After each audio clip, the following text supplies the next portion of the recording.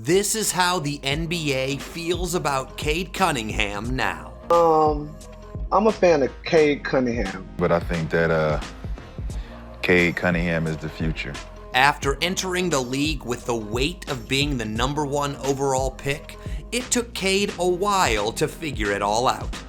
He was supposed to change a franchise, lift a rebuilding team, and do it all while learning the league in real time. And this season has been nothing short of a revelation. And now, more people are talking about the Canadian-born player. Here's how NBA players really feel about Cade Cunningham. And wait till you hear the player that players are comparing him to. Carmelo, so what do you see in Cade's game that's already great, that he doesn't need to work on? His feel, like the feel of the game, his flow of the game. That's from Carmelo Anthony, one of the greatest scorers and shot creators the league has ever seen. So he knows when a player's got the right feel for the game. NBA superstar and champion Giannis Antetokounmpo sees the same thing, but from the perspective of a defender trying to disrupt it. I love his game. I love the way he plays. He's never in a rush. He's had to do his game, pull up twos a lot, get to his spots around the elbows, being able to raise up over the defenders, putting his shoulders into guys to create space. It feels like you can never rush that. Because when you cannot rush someone, you cannot break their rhythm.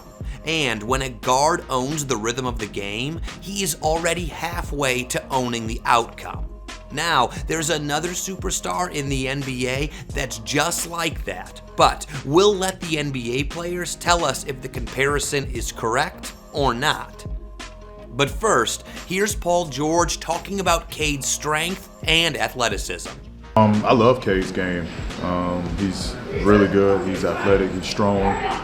I think that's really where he's going to be a problem for many years to come. You talk about his size, his ball handling ability, his playmaking ability, and just how strong he is. That strength changes the geometry of the floor. Cade does not need to beat defenders cleanly to get where he wants. Steph Curry explains how that physical advantage works against every type of matchup. He's tough, man. He's playing more the kind of like the combo, but more point guard kind of role where he's pick and roll a lot, creating. He gets his ISO game. And for bigger guards, he's still quick enough and shifty enough to kind of get him off balance. For smaller guards, he likes to use his body and take up space, get where he wants to on the floor. So he's tough. But as for former NBA player Jeff Teague, he views Cade Cunningham as another type of Luka Doncic. He got that Luka kind of thing. Like, he uses his body well. He's not fast. He's strong. He's a big guard. But he know how to create space and use his body. Making the game look easy is not about effort. It is about efficiency. Cade's strength allows him to conserve energy, take cleaner shots, and avoid rush decisions. Over the course of the game, that physical control wears defenders down. But is that Luka comparison really there? Well, another former NBA player feels there's a little distinction. But before we get to that, here's Cade talking about a particular moment in his life that gave him the strength he plays with. I've never said this on no interview, bro, but my first month at Montverde, moved away from all my fam. I go through like the first death ever, and I've never had nobody in my family, nobody around me die. You know what I mean? Mm-hmm. That happens. 2 more deaths. Wow. So it's 3 of them. And then 2 weeks after like all that, I find out my ex-girlfriend's pregnant. I'm having my daughter. And I'm away from my parents. It's situations like that that build both physical and mental toughness.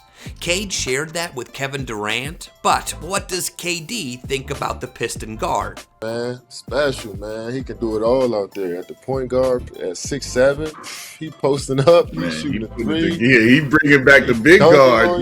Yeah, man. He got a nice pace too, man. I love his game. Here Durant is talking about Cade's rare ability to initiate offense, finish possessions, and punish mismatches without changing his role. One possession, he's running the pick and roll. The next, he is backing a smaller defender into the paint. Then, he's stepping up into a three without hesitation. Every option stays on the table. KD goes further to explain why that alone changes how defenses prepare. When you got a 6'7" point guard, I mean, shit, it's a good start, you know. You know what I mean? Somebody that can wreck a whole defensive game plan, you know, with his size, his talent, and skill. So it's a great start. Next, we have Steph Curry describing the impossible balance defenses are forced to strike. You gotta live with tough shots he makes and not let him, get blow-bys to the basket. Either try to take away the scoring or the playmaking, one or the other. You can't let him have both. But he puts a lot of pressure on you. He's at the top of the scout report for a reason. That is the highest form of offensive respect. When a legend like Steph admits there is no clean solution, it means the player is already ahead of the coverage. Cade Cunningham is not reacting to defenses. He is forcing them to choose their weakness. But NBA legend Carmelo Anthony sees this as a necessary shift that every true franchise player has to make. I think what we're seeing with Cade, like he's starting to understand. We talk about the white hat on this show. Like he's starting to understand that he's wearing the white hat and he's running that organ. That's his team. That responsibility shows up in small moments, not just big plays as described here. Cade Cunningham, he just, shut it down. It was just like straight leadership. And I was like, man, like he missed somebody open for a shot. And the guy was upset. I think it was Tim Hardaway Jr. He was upset that Cade missed him because he had made a couple shots in a row. And Cade was like, hey, man, I got you next time. You know what I'm saying? Mm-hmm. But teammate Jalen Duran sees that leadership every night. If you surprised, then you just must not be watching. I mean, that's what he's doing. He's, like I've been saying, he's the best guard in the league by far. Watch the game. I mean, shit, like he does everything. So his game speaks for itself, and he's going to be the one who leads us further and further on as we continue our journey. Cade Cunningham's journey has not been an easy one, but he has continued to prove himself every step of the way. And now the question is, how far can he go?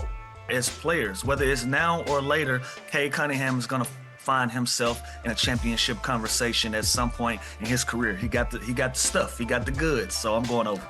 But even then, there's still room for improvement. Too. But if I'm just working with you one-on-one with Cade, I would definitely get him into that mid-range. Because he's a big guard. He's a tall, strong guard, like who you can't speed him up. He got his own pace. So you could teach him a lot. And he had the foundation of good footwork. But if we're talking about Cade Cunningham's future, the language changes. It is no longer about development or potential. It becomes about inevitability. And at the Arena podcast, we get to hear what they feel is the difference between Luka Doncic and Cade. NBA's tailor-made for him, his size, his position. Yeah. He's a cheat code. Yeah, he is athletic. He does all the things that Luka can do with athleticism. Yeah. That is not hype. That is recognition. NBA players see Cade Cunningham as someone who can tilt games, organize teams, and eventually shape playoff series. They see a player whose impact goes beyond numbers and whose presence changes how opponents prepare. Cade is not trying to prove he belongs anymore. Inside the league, that question has already been answered. The only thing left is how far he decides to take it. Lots of people do not get to see Cade Cunningham play because he's not only in the East, but the Detroit Pistons are not particularly likable. However, the respect he has earned across the league is impossible to ignore. NBA players see a guard who controls pace, absorbs pressure, leads with calm, and understands the game at a level far beyond his years. His size, skill, and intelligence are already shaping outcomes, and his leadership is beginning to shape teams. But does this all mean that he can lead the Pistons into a deep playoff run? Let us know your thoughts in the comments. And if you're interested in more content like this and want to know what the NBA thinks about one of the greatest floor generals ever, watch how NBA players really feel about Chris Paul next.